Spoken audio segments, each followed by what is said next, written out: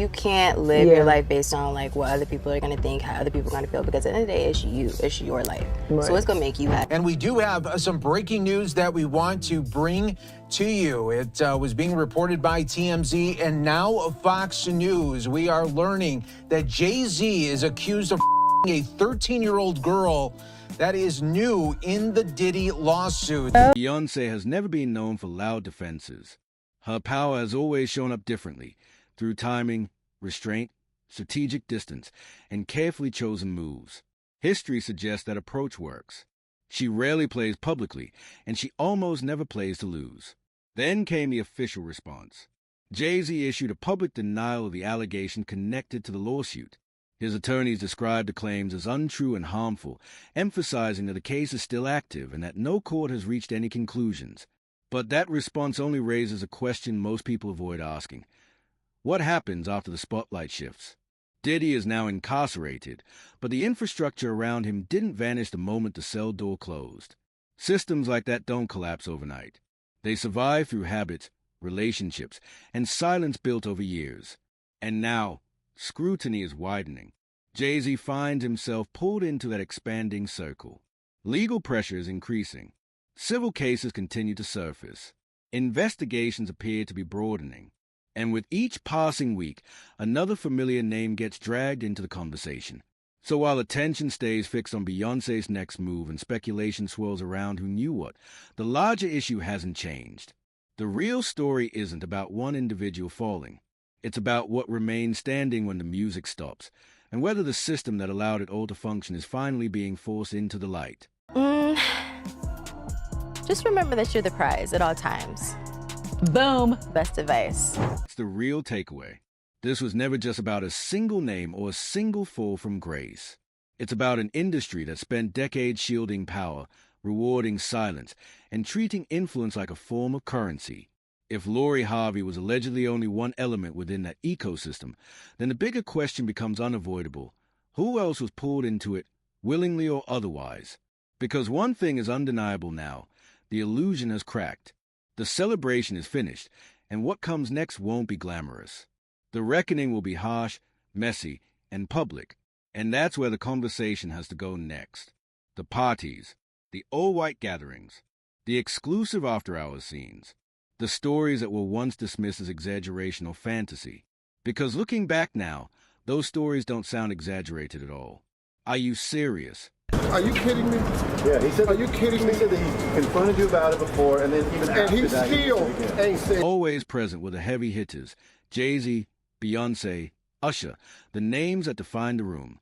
But woven in among them were the newcomers, the ones chasing dreams bigger than their bank accounts. Young, ambitious people hoping that just being near power could transform their lives. Critics argue that's where the real imbalance took root. Access itself became the ultimate prize, and once someone stepped inside that world, expectations changed. Online chatter suggests Lori Harvey exemplified the dynamic: young, well-connected, ambitious, and constantly in the orbit of influence. Some commentators have gone further, claiming that women in these circles were treated more like symbols of status and individuals, introduced strategically, observed constantly, passed around socially. These remain allegations, not proven facts, but they persist because a pattern keeps appearing. And let's not pretend this story is new. Whispers about Diddy's parties have circulated for years. This morning, rap mogul Jay-Z is denying allegations he assaulted a 13-year-old girl alongside rapper Sean Diddy Combs. That civil lawsuit filed against Combs in October was amended Sunday to include Jay-Z. The accuser, identified only as Jane Doe, says she was assaulted by both men. There are countless accounts of ironclad NDAs, unspoken codes, and people walking out of those rooms visibly rattled. Yet, almost no one ever went public. In this world, silence isn't a choice, it's a requirement. Want to land the deal? Keep your mouth shut. Hope to be booked again? Don't ask questions. And if you break that rule, the consequences can be harsh. Just look at what happened to women like Kat. respect to the evidentiary value, yes, it happened 24 years ago, right? More than 24 years ago. But in the allegations, there's a few things. Number one, there's allegation that another celebrity was present at the time, right, in addition to other people. Number two, there's the claim by the victim, right, that she left, that she went and she was seen by a gas attendant who saw. Cassie Ventura and Audria English came forward with their accounts, and the response was swift and punishing. They faced legal threats, public skepticism, and relentless media attention. Observers note that power rarely just protects itself quietly, it strikes back forcefully. From a legal perspective, many of the most serious claims being discussed originate from incidents that allegedly occurred decades ago, now resurfacing in civil court. So what happens now is this is simply a civil complaint. And in a civil complaint, it goes through the technical legal process. Now, the distinction, Jessica, between civil and criminal, of course, is that civil is for monetary damages, right? The system can only reward you with money. There's allegations that this 13-year-old is suffering from post-traumatic stress disorder, suffered depression, etc. So now you go to fact. Civil cases operate under a different framework than criminal prosecutions. They focus on damages, timelines, and corroborating evidence, not proving guilt beyond a reasonable doubt. Legal analysts note that some complaints cite who was present during the alleged incidents and whether the accuser sought help afterward. These details exist in the record, but they still require careful verification. Timing, however, changes everything. Diddy is now behind bars, lawsuits are piling up, and suddenly Jay-Z's name is surfacing in conversations as long avoided. At the end of the day, you can't structure your life around speculation or other people's perceptions. If you're a halfway intelligent person, when do you start questioning how lucky some keep getting? Right. At the end of the day, you're the one living with your decisions.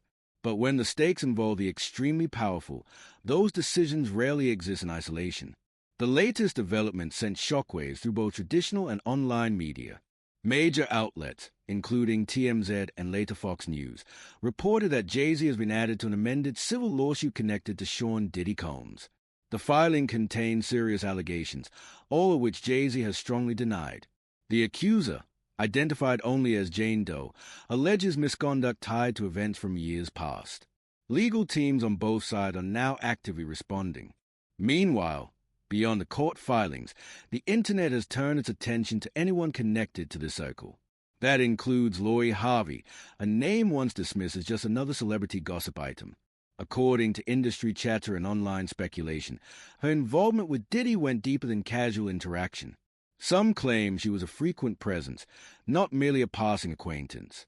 But after that major documentary comes out on Diddy, then you're going to start to hear more and more about Jay-Z and his nefarious. Elite gatherings are the kind of spaces where access and proximity to power can blur the lines between observation and involvement. Insiders suggest Jay-Z wasn't merely attending these events. He was deeply woven into the social ecosystem that surrounded them. And while Beyoncé's reaction to that brief encounter between Lori and Jay-Z grabbed headlines, many believe that what reached the public was only a fraction of what she learned privately. Rumors suggest the full context was far more serious than anything fans saw online. This isn't a story framed around jealousy or fleeting attraction. The whispers focus on control, influence, and boundaries being tested or crossed. Lori's sudden decision to lock down her social media wasn't just about managing public opinion, critics argue. It looked more like a preemptive move to protect herself as rumors began to spread. And recall the advice she once shared: always remember you're the prize. That line resonates differently in this context.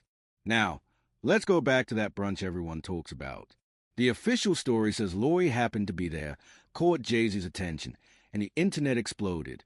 But sources close to the industry claim nothing in Diddy's world is accidental. According to them, Lori's presence was deliberate, strategically placed, and far from random. In a blistering statement, Jay-Z accuses Jane Doe's attorney of trying to blackmail him. He said further, quote, "These allegations are so heinous in nature that I implore you to file a criminal complaint, not a civil one. Whomever would commit such a crime against a minor should be locked away." Seem part of a long-standing pattern. Young women positioned close to power players, carefully observed and strategically placed. When that photo surfaced online, reactions erupted instantly. The beehive descended on her comments.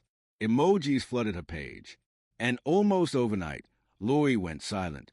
Some now wonder whether her quietness was about fan scrutiny or if something much more serious was unfolding behind the scenes. Then came the unfollow. Lori quietly stepped back from Diddy not long after. Was it coincidence, or the first deliberate step in severing ties before events spiraled further? Critics argue it was likely the latter. I was with a girl, and he was asking about her, and then he was asking me stuff like, would you be interested in, like, somebody watching? He was just asking some really, really bugged out questions. And I still have those emails. I still have all that, So, like, that's one of the things that I was going to include in the book. I'm just trying to figure out. Lori Harvey isn't the first young woman to be pulled into this orbit, and she won't be the last. Diddy has long been accused of leveraging access and influence to create environments where people felt compelled to stay close to power. Names like Cassie Ventura and Audrey English often surface in these discussions. Women who enter that world with promise and left carrying scars, according to their own accounts. Lori, with her beauty industry connections and high-profile stepfather, fit that mold seamlessly. Which brings up another uncomfortable question. Why has Steve Harvey stayed so quiet? No statements, no denials, no defense of his stepdaughter. For someone known for speaking boldly about values and protection, that silence is conspicuous. Did he know what Lori was being exposed to, or did he trust the system enough not to intervene? Meanwhile, Beyoncé looms large over everything. The woman who transformed personal pain into cultural milestones. The one who rebuilt her public image through strategy rather than chaos. Sources suggest that this isn't about forgiveness, it's about timing. Beyoncé has a legacy to protect, children to raise, and a career that doesn't need unnecessary disruption. If these allegations gain traction, it won't just shake a marriage, it could threaten an empire. People say the walls are closing in. And the person with the most potential to impact Jay-Z isn't a judge or a prosecutor, it's Beyoncé. She doesn't act impulsively. She acts deliberately. She doesn't just leave situations. She reshapes a narrative entirely. While the public debates whether Lori was a victim, a bystander, or something else, the more important question remains. What does Beyoncé know, and what is she waiting for? This story didn't begin with Lori Harvey. Not even close. It stretches back to the 1990s, when Diddy was still Puff Daddy and Jay-Z was a hungry Brooklyn rapper trying to break through. They didn't just rise, they dominated, and critics argue that their blueprint for dominance wasn't innocent. The industry was ruthless, and survival required more than talent. It demanded leverage, connections, and discretion. Bad Boy Records wasn't just a label, it was an empire. And empires, history shows, are built as much on silence as on success. Today, the legal focus is civil, not criminal. That means fact-finding, depositions, timelines, and testimony. Civil court doesn't send people to prison. It determines liability and potential compensation for harm. Some filings allege long-term emotional distress dating back years. These claims, like all others, must be weighed against evidence. History, however, makes people skeptical. Past incidents, the 1999 nightclub shooting, Jay-Z's quiet resolution in a separate stabbing case, have fueled the idea that the system protects certain players. Surviving legal scrutiny often boosted, rather than hindered, careers. So when allegations stretch from the early 2000s to the present, it raises the hardest question. Was this ever really about music, or was it always about power? And if so, who will finally lose it? This isn't just about individual misconduct. It's about what everyone else allowed to happen. The industry looked away. Media softened the narrative, calling it lifestyle. Fans participated too, streaming, buying merch, attending shows, turning these figures into untouchable legends. Now, the receipts are surfacing, and the uneasy feeling we always had is finally being validated. Lori Harvey is viewed differently now. Social media lockdowns, deleted posts, sudden silence. And the fear she allegedly experienced wasn't from fans. It was from the system itself. Lawyers on speed dial, NDAs stacked like trophies, a long history of making problems disappear. That brings us back to Beyoncé. If anyone has the power to disrupt the system entirely, it's her. She's not just a wife or mother.